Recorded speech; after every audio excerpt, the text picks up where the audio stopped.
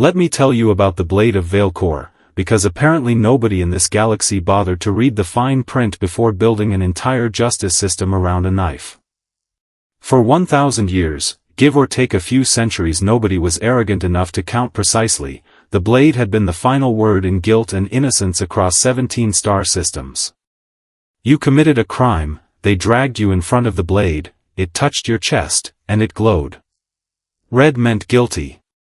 Blue meant innocent. Nobody questioned it. Nobody appealed it. It was, as far as anyone could tell, a cosmic lie detector forged by beings so ancient that even the rocks on their homeworld had given up trying to remember them. It had judged emperors. It had judged war criminals. It had judged a Threndery fisherman who swore up and down he did not steal his neighbor's prize eel, and the blade lit up redder than a dying star, and everyone just sort of nodded and said, well, that settles that, and dragged him off. It had never been wrong. It had never hesitated. It had never, not once in 1,000 years, done absolutely nothing. Until Marcus Reyes showed up. Marcus was a cargo hauler by trade, which is a polite way of saying he flew a ship held together by duct tape, spite, and roughly 4 different alien engine parts that were never designed to work together. He had a face that suggested he'd been mildly inconvenienced by the universe for most of his life and had simply stopped being surprised by it. He'd been arrested for allegedly sabotaging a diplomatic shuttle belonging to the Calvasi Trade Consortium, an act which resulted in the deaths of 2 low-level bureaucrats and 1 extremely expensive ceremonial fish tank. The Calvasi took their fish tanks very seriously. It was, in their culture, roughly equivalent to blowing up someone's ancestral shrine, except with more bubbling and significantly angrier relatives. So let me get this straight, Marcus said to the 2 guards frog marching him down a hallway made entirely of some crystalline material that hummed faintly, like it was judging his life choices before he'd even gotten to the actual judgment. You think I blew up a shuttle? For a fish tank. The fish tank was 3,000 years old, said the guard on his left, whose species had 4 eyes and clearly used all of them to glare disapprovingly. Sure. And I'm sure the 2 dead guys were also very old and precious, but you led with the fish tank, so. Silence, human.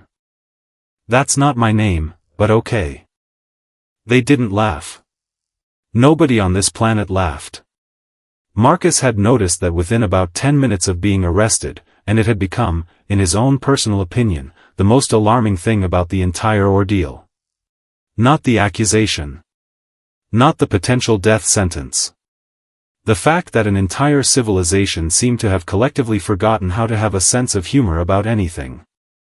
They marched him into a massive domed chamber, the kind of architecture that screamed we spent way too much of our GDP on this room specifically to intimidate one guy, and Marcus had to admit, credit where it's due, it worked. Rows of alien dignitaries in ceremonial robes lined the circular gallery. In the center of the room, on a raised dais, stood a plinth of dark stone, and resting on that plinth was the blade. It looked, honestly, like a letter opener. A slightly fancy letter opener, with some etching on the hilt that probably meant something profound in a language nobody spoke anymore, but a letter opener nonetheless. Marcus had been expecting something more dramatic. A floating skull, maybe. Some lightning. That's it, he said, to nobody in particular. That's the big scary Judge-O-Matic? I've seen scarier things in a kitchen drawer. The 4-eyed guard actually flinched, like Marcus had said something deeply blasphemous, which, judging by the collective gasp from the gallery, he apparently had. A tall, robed figure stepped forward from beside the dais. This, Marcus would learn, was Arbiter Vesk, a Threndery elder whose entire personality seemed to consist of gravity and disappointment, in roughly equal measure. Human, Vesk intoned, in the voice of someone who had given this exact speech several thousand times and had grown to genuinely enjoy the sound of his own solemnity. You stand accused of the sabotage of Consortium Shuttle 9, resulting in the deaths of Undersecretary Fawn and Attaché Grell, and the destruction of the sacred aquarium of the First Bloodline. The blade of Veilcore will now determine your guilt. Cool, Marcus said. quick question. Does the knife know I'm innocent, or does the knife know what actually happened, because those feel like two very different jobs for one piece of cutlery. The blade does not err. Sure, but has the blade met a human before? Asking for a friend. The friend is me. A ripple went through the gallery. Whispers. Somewhere behind him, someone made a noise that in any human court would have been a scandalized gasp, except performed by something that had mandibles. Vesk's expression did not change, because apparently changing your expression was also against the rules here. No human has ever stood before the blade. You will be the first. Historic, Marcus said. I love being a historic first thing. Last time that happened I got food poisoning from the first fusion restaurant on Titan Station. Statistically speaking, this is probably going to go about the same. Nobody laughed. Nobody ever laughed. Marcus made a mental note that if he somehow survived this, he was writing a strongly worded letter to whoever ran hospitality relations for this species, because their comedy scene was in shambles. The ceremony proceeded with the kind of self-important pageantry that made Marcus deeply grateful he wasn't being charged a per-minute fee, because this thing had opening remarks, invocations, a chant performed by 6 robed figures whose job apparently was strictly chanting, and a full recitation of the blade's unbroken track record, which Vesk delivered like a proud father discussing his son's report card. For 1,000 years, the blade has never rendered a false judgment. It has judged 912 individuals across 11 species. Not once has it hesitated. Not once has it been wrong. Big number, Marcus said. You keeping a scoreboard somewhere? Little chalk tally on the wall? Silence. That's my third silence. I'm starting to think that's just how you say hello here. Finally, mercifully, Vesk lifted the blade from its plinth with both hands, like a man presenting a newborn, and turned toward Marcus. Kneel, he said. Hard pass, but I appreciate the offer. 2 guards forced him down anyway, which, fair, Marcus supposed he'd asked for that one. Vesk approached, blade extended, and pressed the flat of it gently against Marcus's chest, right over his heart, the way Marcus assumed you'd check a fruit for ripeness if the fruit could also be sentenced to death. The chamber went silent. Actual silence, not the tense but still murmuring silence from before. 912 times, apparently, this moment lasted about 2 seconds before the blade lit up one color or the other. 2 seconds passed. Then 5. Then 10. The blade did nothing.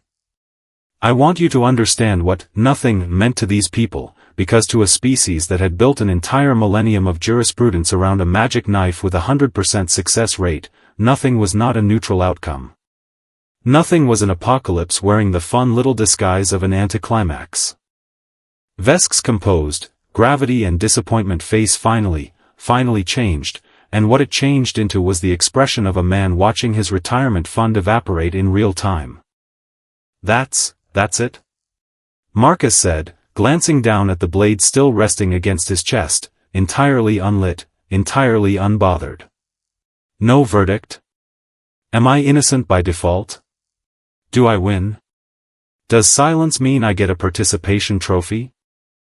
This has never happened, Vesk whispered, and the whisper carried through the chamber like it had a microphone of its own, because apparently in a room built entirely of acoustics-enhancing crystal, whispers travel like gossip at a family reunion.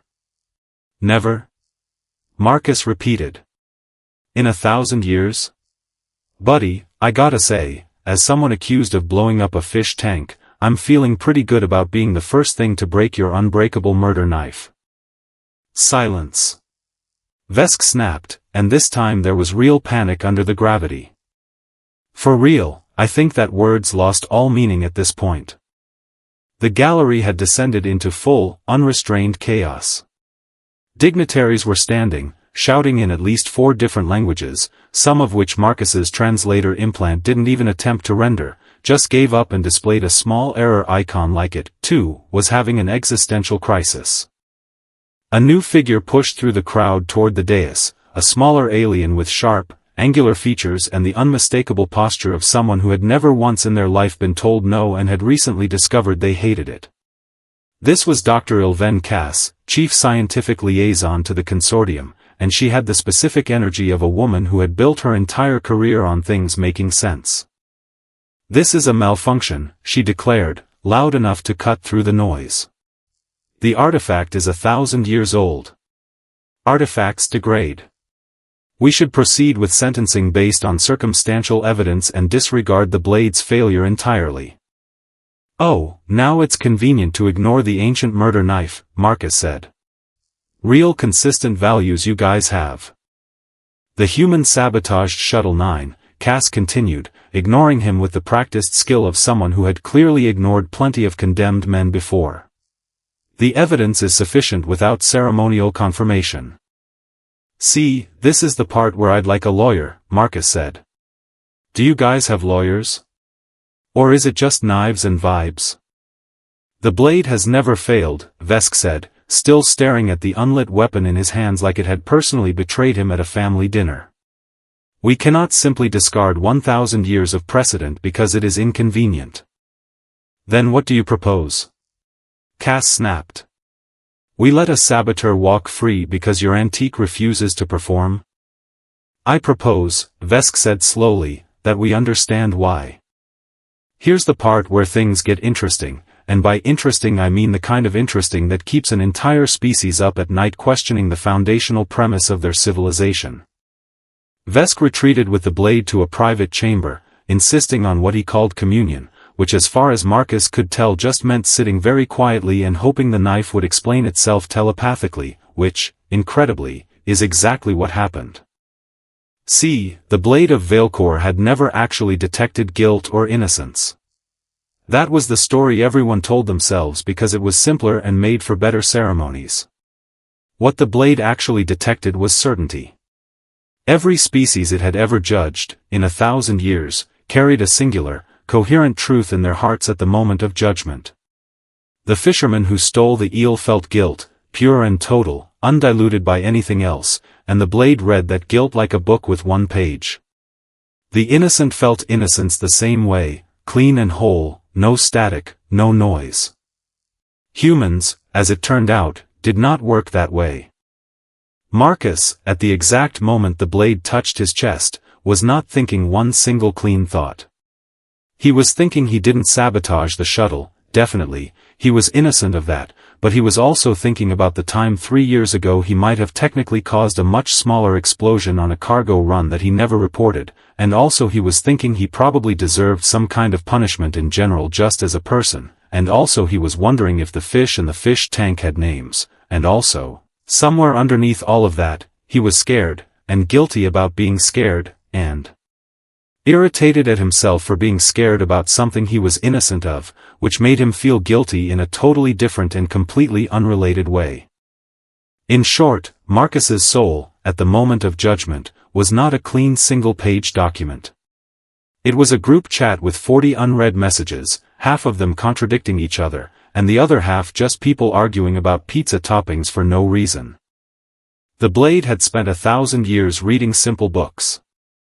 Marcus handed it a phone book written by a committee of drunk philosophers, and the blade, bless its ancient sentient heart, simply did not have a system for that.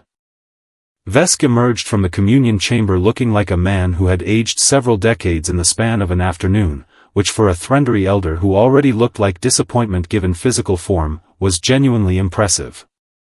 "The blade has spoken," he announced to the gallery, and for the first time in the recorded history of the ritual, an actual voice accompanied the announcement, not from Vesk, but seemingly from the air itself, ancient and layered, like a chorus that had forgotten how many people were originally in it. "The human cannot be judged," the voice said. "There is no single truth within him. There are many, and they argue." "Yeah, that tracks," Marcus said from where he was still kneeling, because nobody had bothered to let him up. "I've got a lot going on up here. Rent's due. My ship needs a new coolant line. I definitely think about the eel guy now too, honestly, feels bad, hope he's doing okay. I cannot render a verdict on a being who holds his own guilt and his own innocence in the same breath, and believes both. See, and here I thought I was just indecisive. The chamber had gone from chaos to something closer to shell shock. 912 judgments. 1,000 years.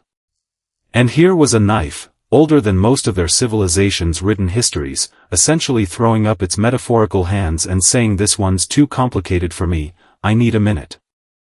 "This is absurd," Cass said, though her voice had lost most of its earlier bite. "An artifact cannot simply refuse its function." "It is not refusing," the voice said, with what Marcus swore sounded like the exact tone of a very tired customer service representative. "It is being honest. For the first time in 1,000 years, I do not know. I would rather admit that than lie with a color." "Wow," Marcus said. "Rough day for everybody's whole worldview, huh?" The political fallout, as you can imagine, was immediate and enormous, because nothing throws a civilization into an identity crisis quite like discovering the ancient, infallible pillar of their entire justice system just met one guy from Earth and needed a moment to lie down. The Calvasi Consortium, understandably, was furious, because they still had 2 dead diplomats and a shattered fish tank and now no magical knife to blame anyone with.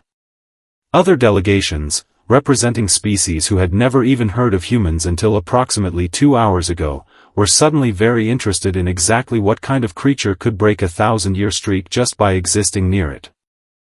Dr. Cass, to her credit, pivoted from fury to fascination with the speed of someone who had realized her entire career had just been handed the best research opportunity of the century. "We need to understand this," she kept repeating to anyone who'd listen. "If the human mind cannot be read by absolute certainty, what does that mean for every treaty, every negotiation, every future contact protocol involving this species?"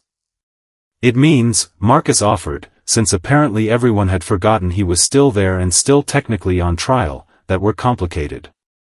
Which, frankly, you could have figured out just by looking at our television. We've got shows about people who love each other and also can't stand each other, at the same time, for entire seasons. It's kind of our whole thing." Vesk, still holding the unlit blade like it was a sleeping infant he was terrified of waking, looked at Marcus with something that might have been the alien equivalent of a headache. "You are saying your species lives in this state? Permanently? Contradiction as a baseline condition. Buddy, I once cried during a commercial for insurance and then immediately made fun of myself for crying during a commercial for insurance, all in the same 30 seconds. We contain multitudes. Mostly annoying ones. Eventually, and I mean eventually in the sense that it took several more hours of increasingly desperate deliberation, the council arrived at the only conclusion that made any logical sense: they had no legal mechanism to convict a man their sacred, infallible truth detector refused to render a verdict on, and executing him anyway would set a precedent so catastrophically stupid that even the most hardline Calvasi delegate blanched at the idea. So Marcus Reyes, cargo hauler, professional inconvenience, and the first documented human to ever appear before the blade of Veilcor, was released.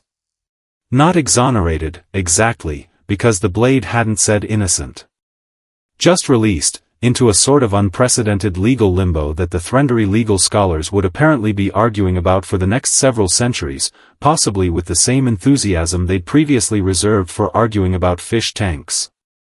Before he left, standing at the base of the dais while Vesk still cradled the silent blade like it needed therapy, which, frankly, it probably did, Marcus turned back and said the thing that ended up getting quoted across at least 4-star systems within the week. "You built a whole civilization's justice system around a lie detector for simple people," he said. "That's not our fault. That's just you guys never meeting anyone complicated enough to need a follow-up question. Maybe don't feel too bad about it. Maybe just start asking follow-up questions."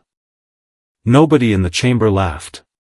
But for the first time since Marcus had arrived, Vesk's mouth did something that, on a human, might have almost been a smile, and on a Threndery elder who had spent his whole life carrying the weight of gravity and disappointment, was probably the closest thing to comic relief his species had produced in a millennium. Word of what happened at Valecore spread across the galaxy faster than any diplomatic cable could officially confirm it, which meant by the time the actual report was filed, at least 6 wildly exaggerated versions of the story were already circulating, one of which involved Marcus supposedly punching the blade, which he found extremely flattering and did absolutely nothing to correct. Other species, predictably, got curious. Within a month, 3 separate governments had quietly requested to test their own accused criminals against a human control group, purely for calibration purposes, they insisted, which is a very scientific way of saying we need to know if this is a human problem or a knife problem before we panic further. The results, as it turned out, were consistently, hilariously the same. Humans confused the blade every single time. Not because they were guilty. Not because they were innocent. Because they were, without exception, an absolute mess of contradictory feelings about everything, all the time, forever, and no ancient mystical artifact built for simpler minds had the bandwidth to process a species that could feel remorse for a crime it didn't commit while simultaneously feeling smug about getting away with a crime it did. Humanity, in the span of about 6 weeks, went from being a barely noticed backwater species to being the galaxy's single most confusing, most argued about, most cautiously respected anomaly. Nobody could judge them with certainty. Nobody could categorize them cleanly. And in a galaxy that had spent 1,000 years being very comfortable with clean categories, that made humans either the most dangerous unknown variable in known space, or, depending on who you asked at the bar, the most interesting party guests anyone had invited in centuries. As for the Blade of Valecore, it was quietly retired from active duty pending what the Threndery Council euphemistically called a period of recalibration, which Marcus, upon hearing about it secondhand from a very amused trade contact, described as the knife going to therapy, and honestly, at this point, who's going to tell him he's wrong? So there you have it. 1,000 years of perfect judgment, undone by one guy who just wanted to deliver a shipment and instead accidentally proved that the entire concept of a simple soul doesn't really apply once you introduce the human condition into the mix. The blade never lied in 1,000 years. It just met someone complicated enough to make silence the only honest answer. And somewhere out there, Marcus Reyes is still flying his duct-taped ship, still mildly inconvenienced by the universe, blissfully unaware that he single-handedly broke an ancient civilization's entire legal philosophy just by having the emotional range of an actual person. The rest of the galaxy, meanwhile, is still trying to figure out what to do with that information. Honestly? Good luck to them. We can barely figure it out ourselves.